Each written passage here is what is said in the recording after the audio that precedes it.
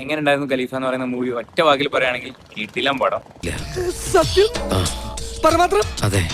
ഓണം കൊണ്ടുപോയി എന്ന് പറയേണ്ട വരും. ബിക്കോസ് കേൾക്കാൻ നല്ല രസമുണ്ട്.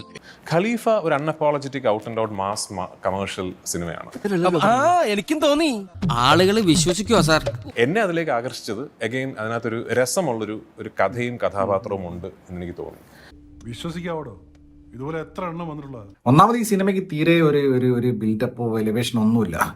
അതും കയ്യിന്ന് പോയി. പേര് പോലെ തന്നെ വെടിയായി. ഒരു മോശം, വളരെ മോശം ഒരു സ്ക്രിപ്റ്റിനകത്ത് ഇല്ല, ഞാനിത് വിശ്വസിക്കില്ല. വിശ്വസിച്ചേ പറ്റൂ. ഇതിന്റെ സീക്വല് പോയിട്ട് ഇത് തന്നെ കണ്ടു തീർക്കാൻ പെട്ട പാട്. ഇതാണ് നമ്മുടെ സിനിമയുടെ അവസ്ഥ. ഈ കഥാപാത്രത്തിന്റെ ഇൻട്രോ മാത്രമാണ് ഖലീഫ പാർട്ട് 1. നീ കൂടുതൽ വിശദീകരിച്ച് നാറാൻ നിൽക്കണ്ട.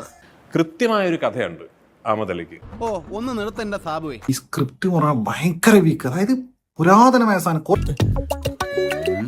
അയ്യോ, അത് ഞാനൊരു അബദ്ധം പറഞ്ഞു പോയതാ. ഇവരുടെ മനസ്സിൽ നമുക്ക് ചില കാര്യങ്ങളൊക്കെ കാണുമ്പോൾ അറിയാം ഇതൊരു KGF ലെവലിലേക്ക് അല്ലെങ്കിൽ അതിനു മുകളിൽ എന്തൊക്കെയോ ആഗ്രഹിച്ചിട്ടുണ്ടായിരുന്നു.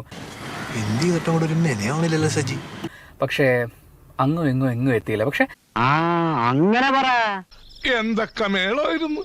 ആകെ മൊത്തത്തിൽ സെക്കൻഡ് ഹാഫ് ഒരു സമയം കഴിഞ്ഞപ്പോഴേക്കും ഇതൊന്ന് തീർന്നു കിട്ടിയിരുന്നെങ്കിൽ എന്ന് ആഗ്രഹിച്ചു പോയൊരു സിനിമയാണ്.